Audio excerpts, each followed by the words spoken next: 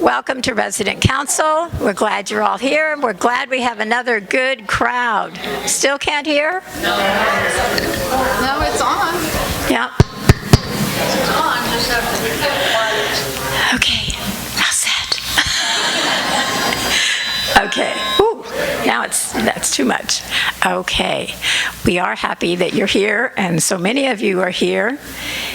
And we would like to welcome people who are here for the first time. So Janet Crowell, our Vice President, will talk to you about that.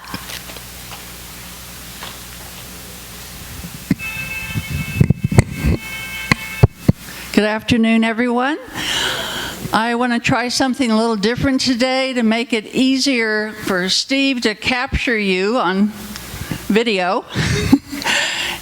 If you are here for the first time, no matter how long you've lived at John Knox, if you would stand and move to the center aisle, I will come right on down the aisle and we will introduce you and welcome you.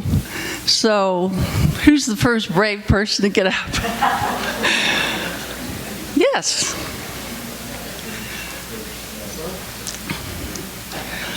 Oh, you're okay. You're okay, Bob. You're okay.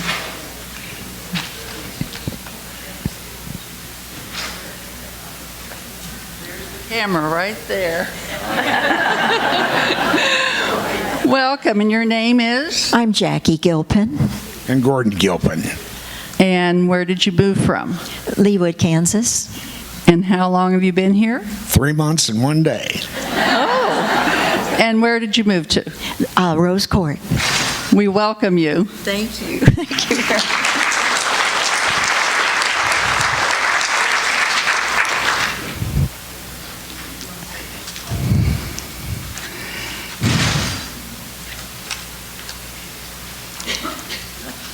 Hi there. And your name is? Kathy Fields. John Fields. And where did you move from? The east side of Lee Summit. And where did you move to? Quail Trail. And you've been here how long? 3 months and about a week. Welcome.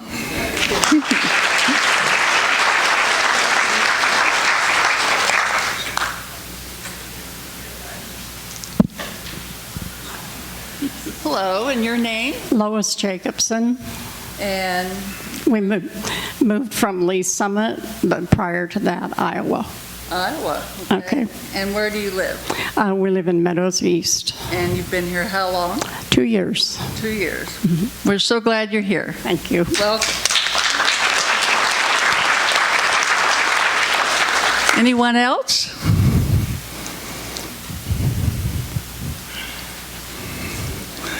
Oh, he's camera shy. Oh, come on. Roberta Miller, that's my husband Michael, and we moved here from the St. Louis area at the end of March. We're one of the new Shamrockers. Welcome. Thank you.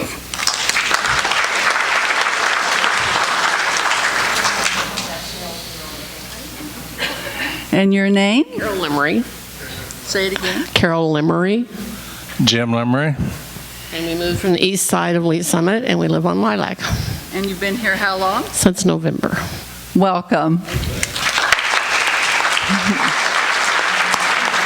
Anyone else? We've been here too long. Oh, he has an announcement. Uh-oh. If you saw the e-blast this morning, it said you had to have reservations for the show tonight at the Pavilion. It's just been updated. You do not need reservations. It's going to be a really good show. So tonight in the Pavilion at 6 o'clock. Thanks, Sean. Did I get everyone? All right. Thank you, Janet. I can count on her for being super organized. And Dan's not able to be with us today, Dan Rexroth. However, we do have Maria, who has some updates for us. I guess that makes me second fiddle, right?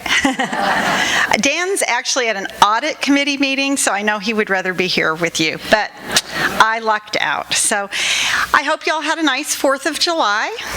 I had the opportunity to go to Davenport, Iowa, and visit with family that lives there. I had not seen them since October of 19, so it had been a while. And I had to make a conscious decision whether to visit or not. Fortunately, this is me as a person, wanted to make sure that I was staying with people who were fully vaccinated, and that was a decision I made for myself. And there's a lot going on in the state. I'm sure all of you have been watching the news. You know that there's a lot of concern about what's happening in the southern part of the state, and unfortunately we have had some things happen at the Village over the last couple of days. I've asked Brian to add that to his presentation today, but I would ask that you all make good decisions for yourself and think about who you're visiting with off campus and who you're bringing on campus as we have this new uptick around us. So again, Fran, I hope that's okay. It's very relevant and up-to-date information that Brian's going to be sharing with you. On a lighter note, I have fresh news that has not been announced anywhere today. If you remember, the auxiliary took over, the John Knox Village Auxiliary took over the food pantry a number of years ago and ran that out of the thrift shop. Well, with the closure of the thrift shop, we had to make new plans for the food pantry. And the food pantry came out of a decision over a decade ago of a group of associates recognizing the economic diversity among both our residents and our associates, and the fact, quite frankly, that we have a lot of frontline associates who make lower end wages, and we wanted to make sure that we had resources to help those associates and residents if they were in need. And quite frankly, there was a lot to do to close down the thrift shop, and so we kind of kept pushing off the food pantry decision. But if any of you have ever met Kelly Snell, you know she's an eager beaver. I think I saw her in the back of the room. Kelly is a cheerleader and advocate for everything that she does. And I'm pleased to say that the chaplains program and the life enrichment group is going to be assuming responsibility for the food pantry. We've got a few weeks left before we can reopen that, but we will be doing so. Kelly's working with our operations team and our IT team to make some changes in basically what is a storage room now and turn that into the food pantry. We'll be starting probably with some kind of food drive to get that restocked and then launching it and making it available. So I'm very excited about that. I think there is a role for that to play. The auxiliary was very generous in supporting that function for a number of years, and we know that there's still a need, so we're going to keep it going, and I appreciate Kelly's leadership on that. And that it's going to be in what is now a storage room, but it's going to be called the food pantry. It's actually in the chapel. So yeah, so it'll be a nice way to oversee that program. And this is also public information that Paul Budd is back. A lot of you know Paul Budd, our chaplain, has been out on a medical leave, and it is okay. We do have permission to talk about that. He is back this week, but only part-time for a couple of weeks before he'll be back full-time. So I know some of you have long-standing relationships with Paul and have been concerned about him, but he's doing well and started back today. And then I hope you all took the time to read everything in here. My goodness sakes, we have a lot going on, and I'm very excited about some changes in our salons. We've struggled with some staffing there, but we're back in better shape and kind of rocking and rolling with some new things in our salons. Who all went to the new theater to see the Elvis show last week? And not a ton of people, but I know that was really popular. I know the event tonight is being moved, so I know residents are feeling more comfortable. So, Kelly's getting her advisory groups back in the swing so we can do things that are important and meaningful to you all as we continue to develop that programming. And our first big event, of course, will be the gala in September, and I know Gail's here to talk about that today. So lots of exciting things, and just appreciate everybody's enthusiasm for making it all happen. So thank you, Fran. Thank you.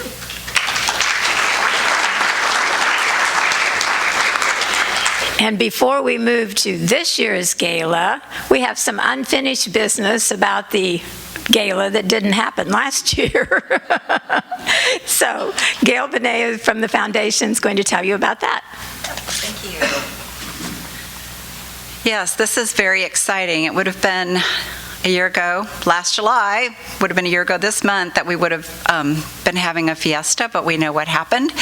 But many of you came forward and made generous donations to the foundation for our bus campaign, which, as you know, was successful, and we now have 3 beautiful new buses that are being driven around the campus and around the community, and I smile every time I see them because they're so pretty, and I'm so proud of all of us that we were able to do that.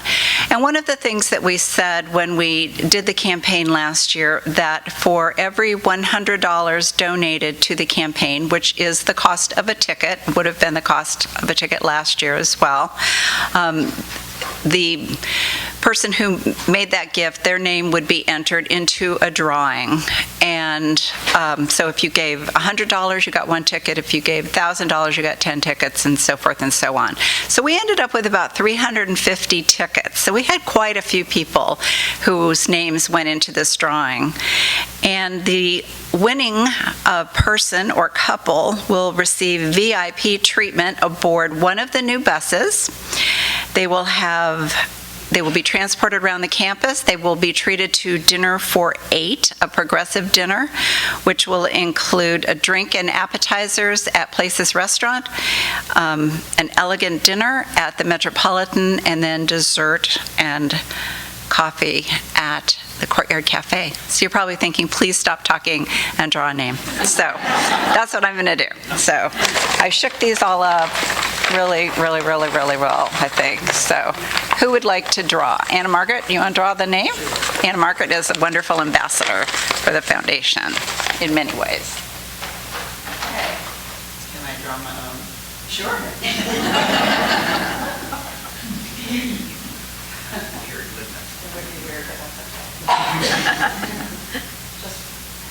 Just one.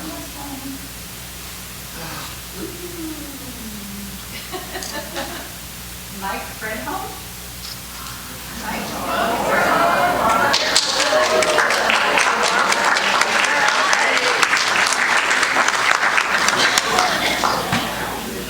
Congratulations to Mike, and he can give Todd Hollander a call and make arrangements for a date and time for that progressive dinner, and congratulations to him. So Winner should have to be here.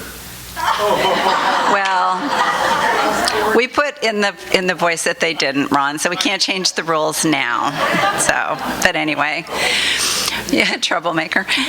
Yes, but just briefly, we are having another gala this year. You will be seeing more about it in the August Voice. It is September 18th. We will be raising money for new headquarters for the EMS program, which Brian will probably talk about a little bit this afternoon. We are just doing really well in selling tickets.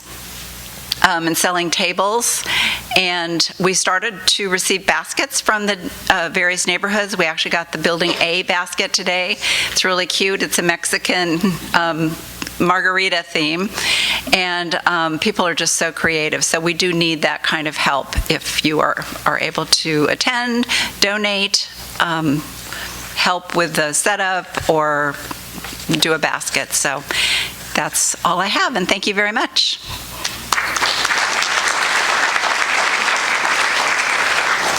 Well, that was exciting. And this will be exciting too, just in a different way. We're ready for our committee reports, and everyone except nominating has a committee report. So we will just begin and go in the order that you see. You'll notice on the board it lists the chair's name and phone number, and if you think you might be interested in visiting, you can contact them and visit, and then possibly think about serving on the committee. So we'll begin with Joe Chase in Finance.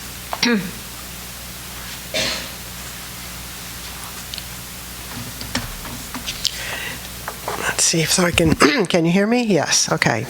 Kim Clockengay gave his May financial presentation to the Finance Committee via Zoom on June 30th, 2021.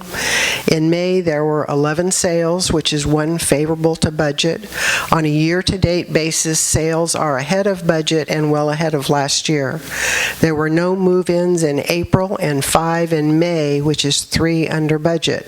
However, there are 21 pending move-ins. While the move-ins are under budget, the village received entrance fee proceeds from move-ins in March as promissory notes, which are now being paid off. Through May, the village has received $1.8 million and another $4 million pending. The combination of reflects 52% of the annual goal. With a high number of pendings, the move-ins will come. Occupancy is still struggling, but starting to stabilize. Total occupancy in independent living decreased again in May, partly due to attrition, with 8 move-ins from independent living to higher levels of care.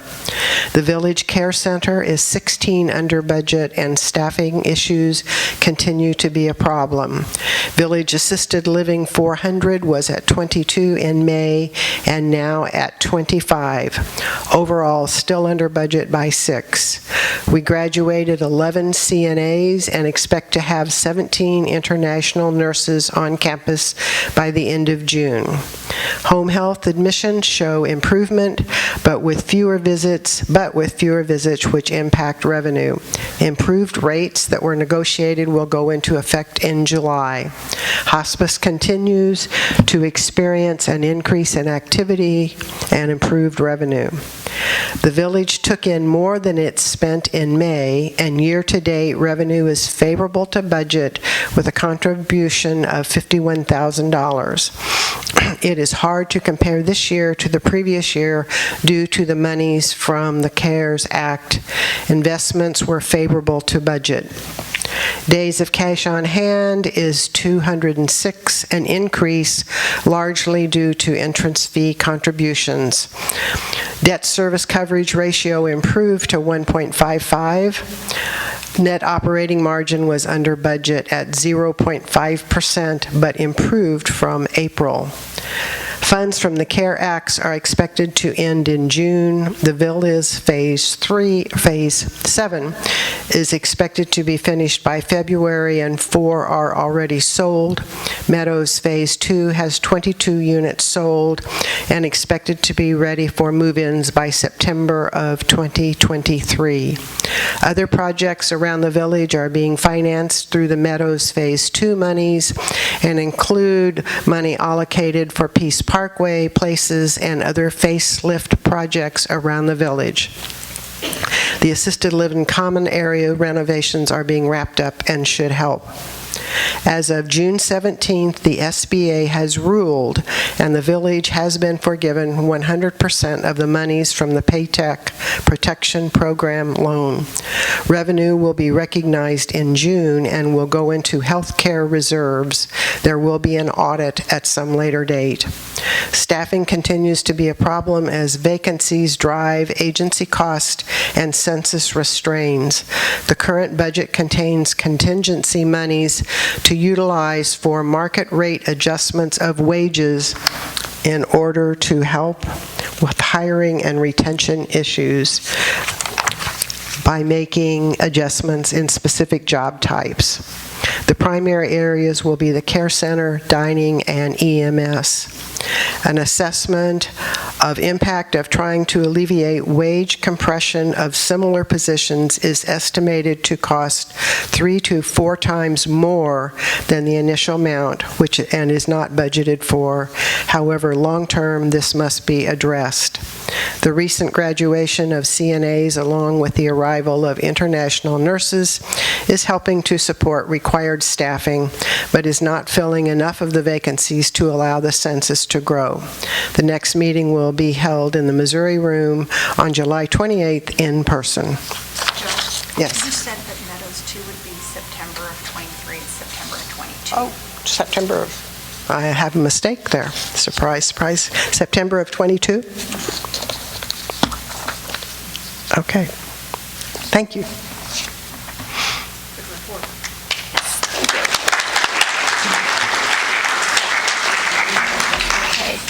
Next, we have Martha Wood with Health Services.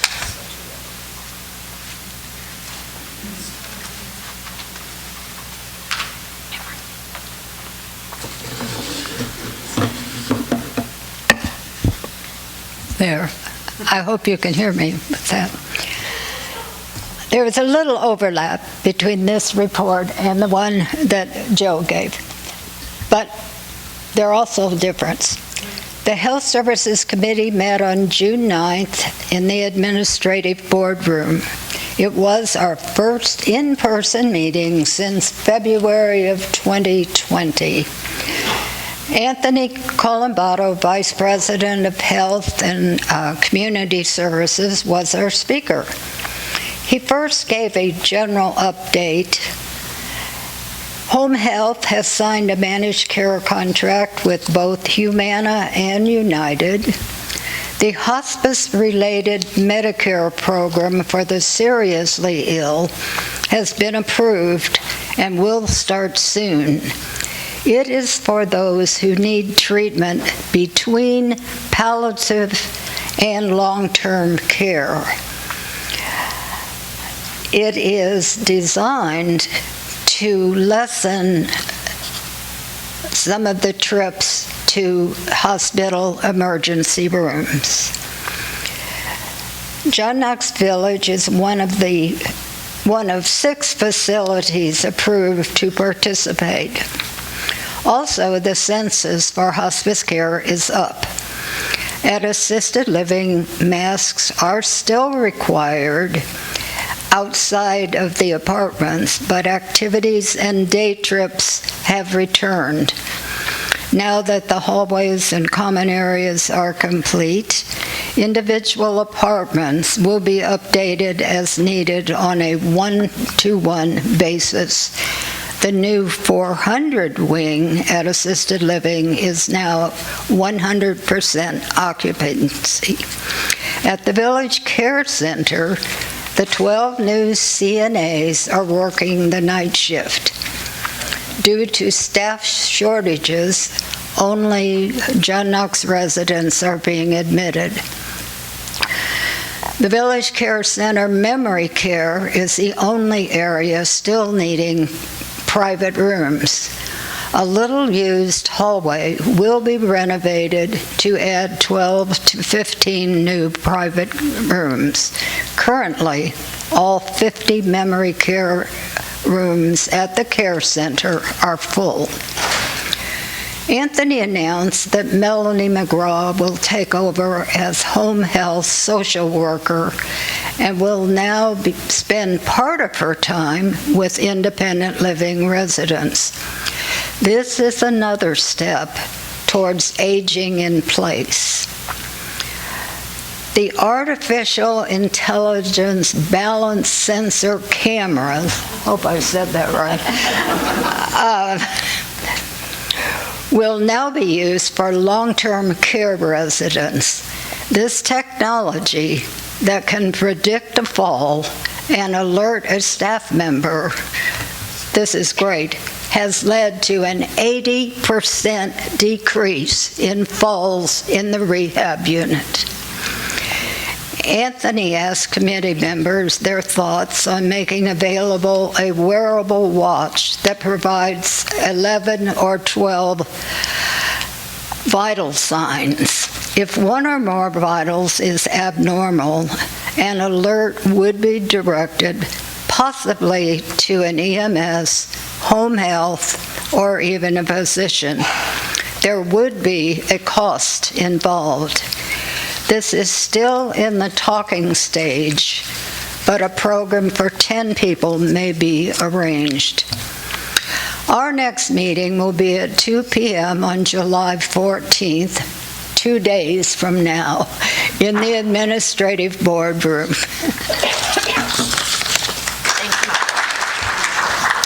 And I said all the committees have a report. That's not true. Nominating committee doesn't work this summer, so no report. But we'll go to Resident Services. Carol Jennings.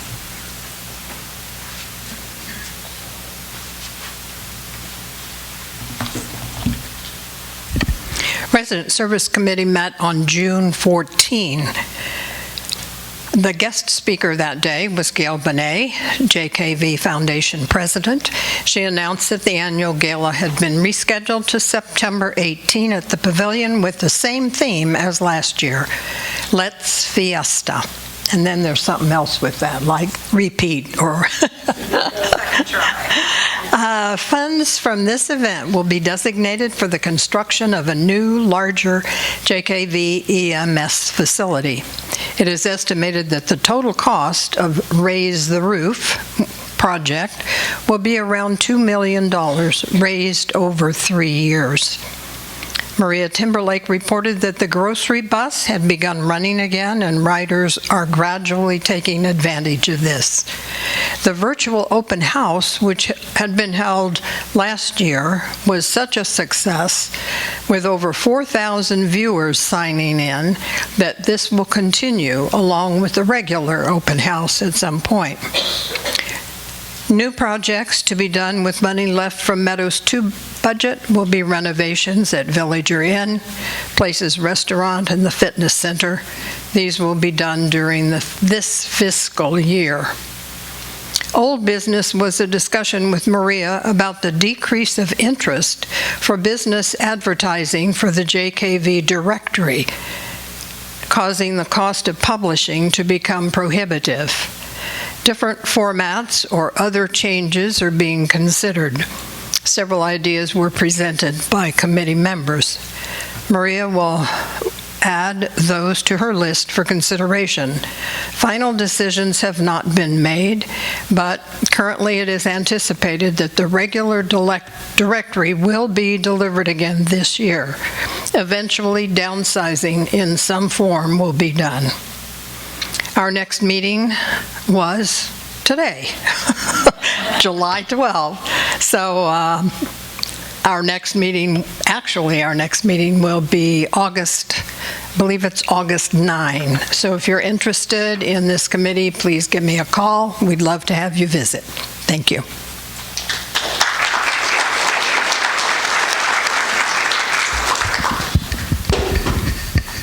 Okay, we have sales and marketing with Anna Margaret McGraw. McGraw. Gee, I've forgotten her name all of a sudden. Thank you. We met for our first post-pandemic face-to-face meeting on June 17th, and it was wonderful to see everybody. Our speaker was Emily Banyas, who is a communications specialist for the marketing department.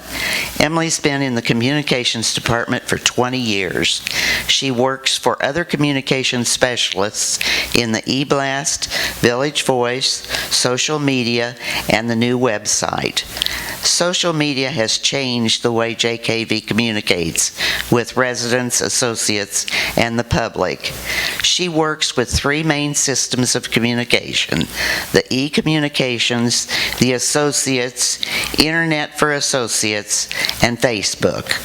The CIV updates were a cooperative effort between Brian Opoka and the communications department to keep everyone updated with the latest information. Remember those e-blasts that came every week telling us the updates? He's here. We can thank him. Emily is currently screening all reviews and comments on Facebook and works on crisis management. Emily is currently working on the annual JKV report for the September Village Voice. This report goes to all residents, staff, community leaders, and mailed to 350 others throughout the United States. She also does a community involvement report called A Community Connected, which highlights Lee Summit community involvement, volunteer work, EMS, and safety training in the area.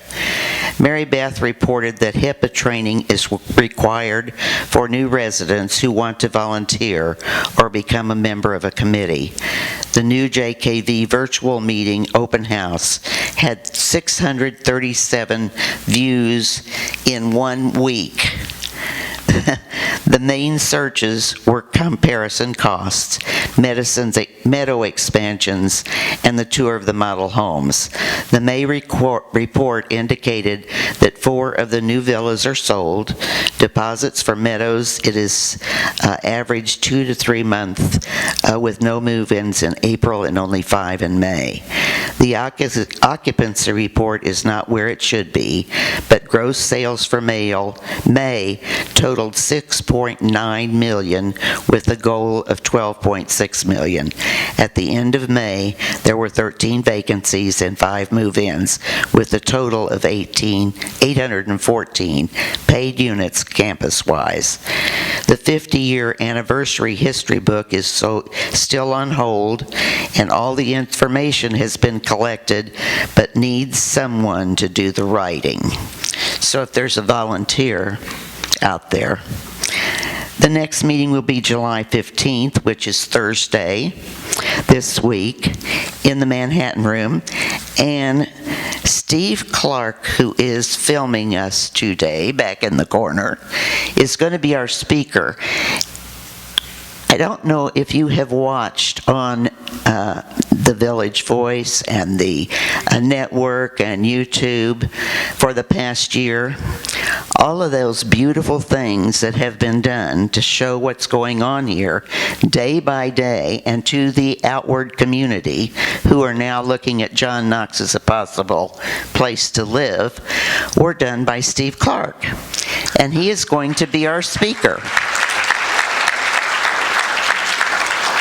So, if you're interested in hearing from Steve Clark and his creative abilities and what he might do next for us, you're welcome to join us at our meeting. If not, all of you come.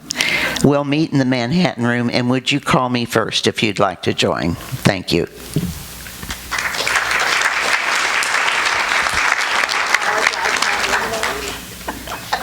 No problem. No problem. It's been done before. Yes, how easily you forget things sometimes. I don't know.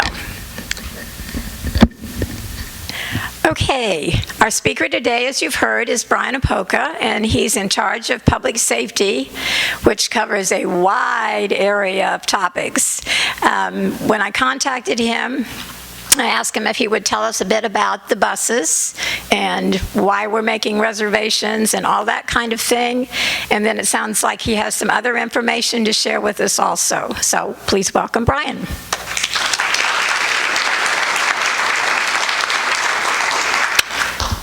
Thank you guys for having me. Before I get started, I need to switch the slideshow. So before we get started talking about our transportation packet, I wanted to touch base on kind of what Maria had said a little bit about COVID-19. So here on our campus, we have been very fortunate. We have not had any cases here at all in the independent living areas since April. We haven't had any in the skilled nursing or assisted living since March.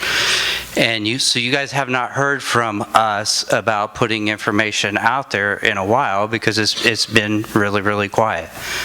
Well, over the last couple of weeks, there's been the variant D that's been around close in our proximity. We have a lot of activity going on down in the Springfield area, as well as up in the Northeast, up in Indiana. So it's really, really close to home. As Maria had said, please be vigilant and cautious while you guys are out there. The variant D is very, very contagious, way more than what we were dealing with back in the fall and things like that. We have, unfortunately, over the last couple of days, have had some positive cases on our campus. We're working on those communications to get that out there. We have a non-associate worker in the care center that has come down with COVID-19, and that has unfortunately stopped all visitations for a while. What the care center has got to do is to test all the employees and all the residents. They have to do one round as well as a second round depending on those processes is really going to depend on when they're able to open back up to allow visitors to come in. So I apologize for that. The Care Center staff is working very diligently to get that squared away to where they can open back up. We also had a visitor that we found out that was on our campus late last week that tested positive as well over the weekend. And then we have a non-direct employee to the independent living people that has also come down with COVID as well. So we have these sporadic cases that are going on. We have a lot of things going on down in the Springfield area. So we just really want to make sure that everybody is very cautious with the steps that you take and the things that you decide to go out and do. Please just be very cautious. We have been going very, very well over the last few months, and it's been a great pleasure to see everybody out, especially this room. It's amazing to see you guys all here. Dealing with the Zoom calls and things like that, we don't get to see you guys. It's great to see you guys here. So thank you for being very cautious. Do you know if those 3 were vaccinated or not? She asked if I knew if those 3 were vaccinated or not. I don't have all of the answers to that. I do have some of the answers to that. The visitor, I have not been able to get in contact with him yet, so I don't have all those answers yet. So what I came to talk to you guys about is transportation. So we haven't had transportation running off of our campus for the last 15 months. We opened it back up in June. So we thought that during the time that we were down, there's a lot of times when residents will ask, can we go to store A, B, or C that's out there in the Lee Summit area, because I would really like to, be able to go to those stores. Our schedule is very, very tight. So it's not possible to go to every single store. We try to still make it to where we go to various stores that still offer the same types of products. So during the time frame that we were shut down, we did take a look at some things, and we did make some changes. So I wanted to kind of go over those changes and kind of also reiterate on a couple of things that is a friendly reminder to you guys.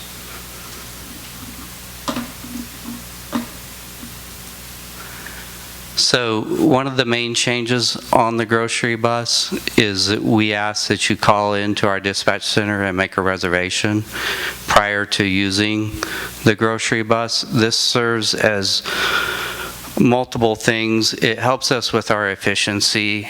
We know how many people we have out there utilizing the bus. We know how many people are wanting to go to Hy-Vee. We know how many people want to go to Walmart, some of the newer stores that we've added. We want to make sure that we have a good understanding of how much usage is for those types of stores. Now, yes, we did do that before, but what we were doing was counting chicken scratches, and that's very, very time consuming, and to cut down on the man hours. So to cut down on the man hours, to be able to get that complicated, now it's just a matter of 2 clicks of a button. So it helps us have a better understanding in a much quicker way of the types of stores that are being utilized and how many people are utilizing the bus. We have, prior to shutting down, we did have an average use of the grocery bus of 75 people a day. We're now unfortunately, we only have like 10 users on an average per day. So hopefully being out here to present to you guys to kind of go over these new changes, hopefully maybe some of you guys will take advantage of that grocery bus, because it's a good service that we have for you guys. The other things that I mentioned on here are really a couple of reminders. You want to limit yourself to the amount of groceries that you get. You want to only get what you can carry on the bus. And then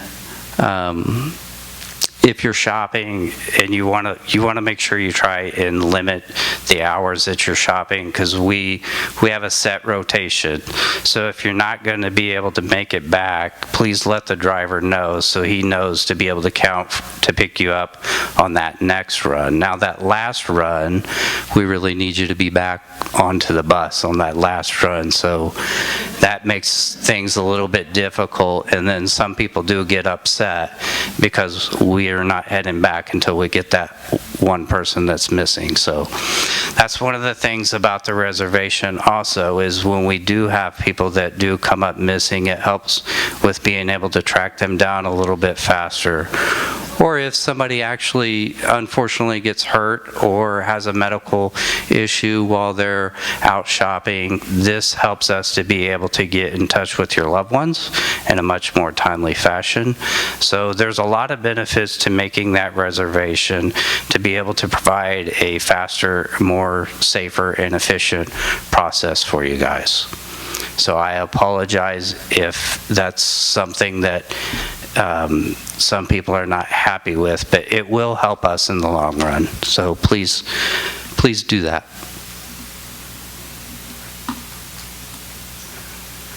This is our list of stores that we're going to hit slideshow. And then you have to go over to the left from current slide. From current slide. Next one over. There you go. No, one more over. That one. There you go. I'm glad they're here. So some of the changes on here is you have on Monday that we are going to McKeever's. So that is a change on our Monday schedule. McKeever's, if you're not aware, is just right up over here across the campus, across from Summit Woods. So that was a change that we made on Mondays. On the Tuesdays and Thursdays, you remember we do the medical bus in the morning and the grocery bus in the afternoon. So we only have service for the grocery bus on Tuesdays and Thursdays in the afternoon. Want to make sure that everybody understands that when we do go to Hy-Vee, we still will take you to all those stores that are over in that area. There's a lot of stores over there. You have Walgreens, you have a bank. There's even we don't have the thrift store here anymore, so there's a clothing drop-off bank over there if you're wanting to get rid of some of your older clothes. There's a Dollar Tree, there's a hardware store. So there's a lot of things over there for you guys. It's not just Hy-Vee, so it'll make sure you understand that. And then on Wednesday, this seems to be a little bit confusing to people that we go to 291 and 150. What I mean by that is that's the crossroads. So that is the newer Walmart that's down there by the Greenwood area. There is a Commerce Bank. We did used to have a Commerce Bank. It closed on our campus, I think it was in November. So they closed here on November, so we wanted to still give you guys the opportunity to be able to utilize the Commerce Bank. So we will take you to that Commerce Bank there that is on 150 if you would like. And then the Aldi's,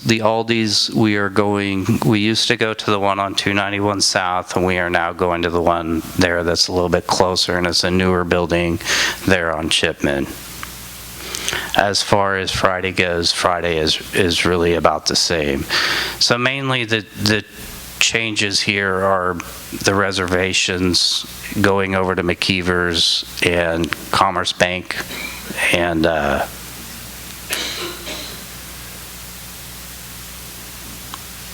new Aldi's. And then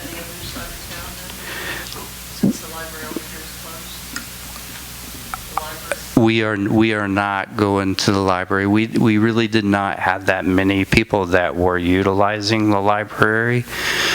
One thing that was added after this slide was put up, and it is in the transportation packet, is we if you sign up for reservations, we will take you to downtown Lee Summit the very first Wednesday of every month. So if you call in and sign up, we'll be happy to take you down there. They have a farmer's market there. Every Wednesday and Saturday, I worked with Kelly on that project to be able to implement this into transportation. And Kelly's team worked with the downtown people, and they really suggested not to take you guys down there on a Saturday because it's very, very busy and very hectic. So we didn't realize that the farmer's market was open on Wednesday. So we chose Wednesday to give you guys the opportunity to go down there, go to the farmer's market, shop around in the downtown area. It's a great little area. So if you sign up for that, we'd be more than happy to take you. I believe we leave at 9:40, but when you call in to let dispatch know you want to go, they'll give you the times for your area for your pickup.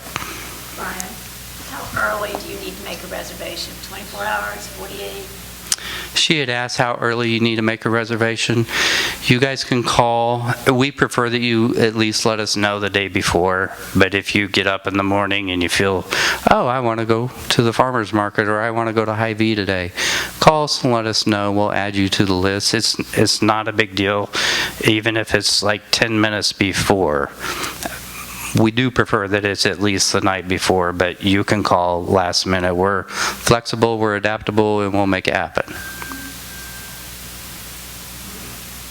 Yes, ma'am. Is that going to be a handout that you can't really see those numbers, or is that going to be in the She had asked if that was going to be a handout for today. I apologize, I didn't bring any, but your area managers have a copy of it. The concierge have a copy of it as well. And if you live out in a house out ways away and you don't have access to area manager very well, call me and I'll deliver it. They can pull it offline. And you can pull it offline too. Yes, ma'am. How many people have gone to Lee Summit on the bus? How many people have gone to downtown Lee Summit? Because this is new, I don't really feel like a whole lot of people have known about it, but we've had 5. But we've only went 2 months, so it's kind of a new thing, and I don't think that a whole lot of people really know that we're doing that. And if you have ridden the buses, you know that we have some great drivers on the dial-a-ride and on the grocery buses. They're just fantastic.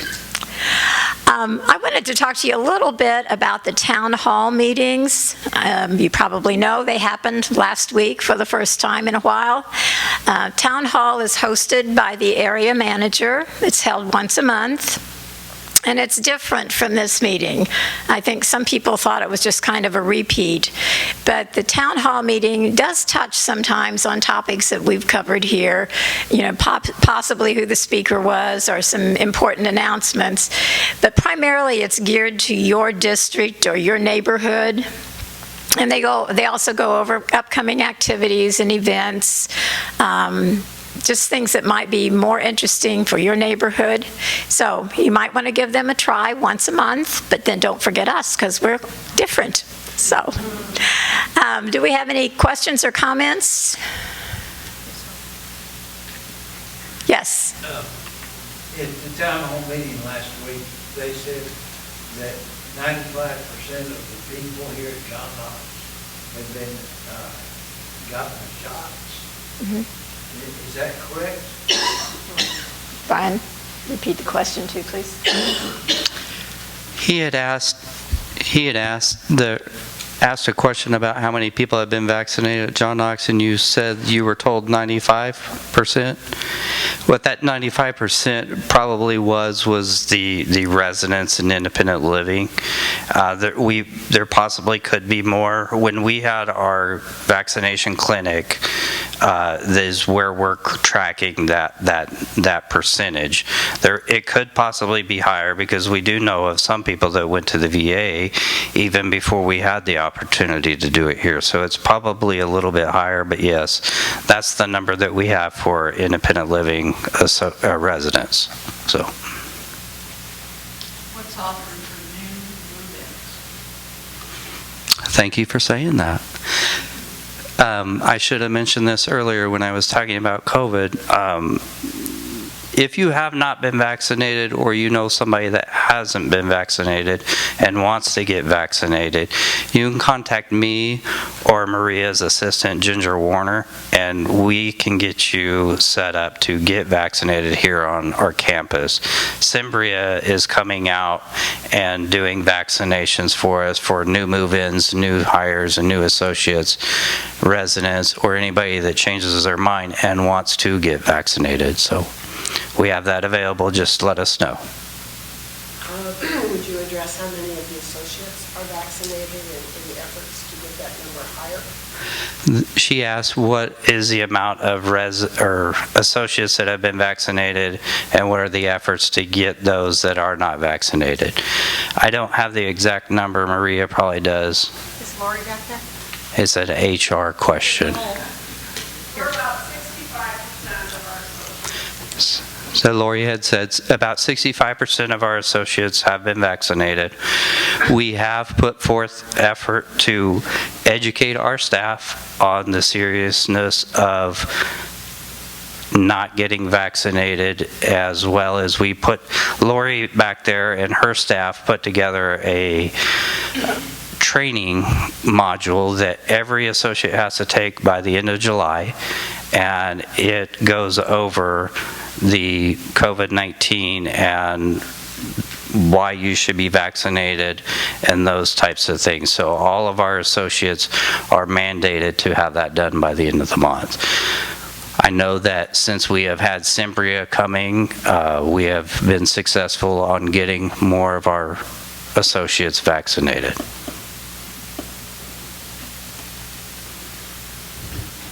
Yes, ma'am.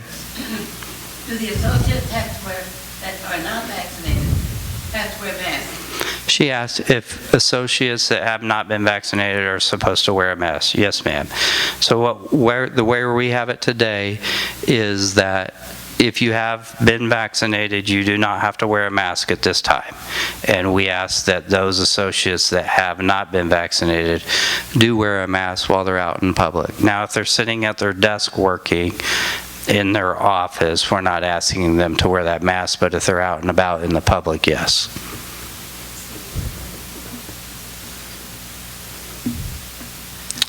Yes, sir. Has visitation been cut off at the care center since you read a case?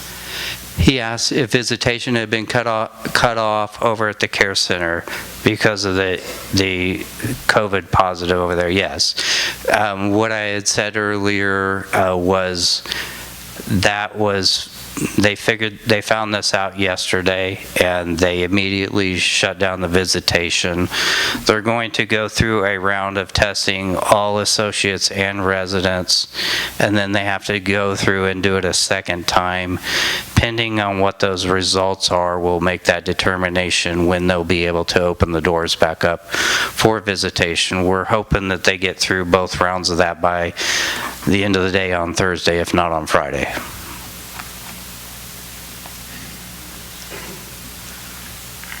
Thank you, guys.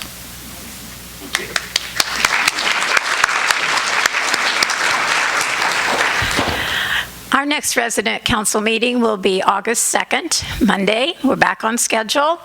And Kelly Schnell and DJ Breitbach,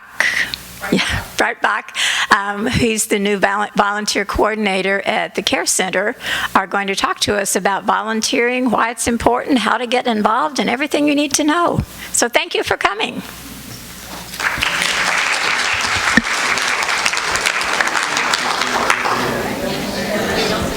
Sorry.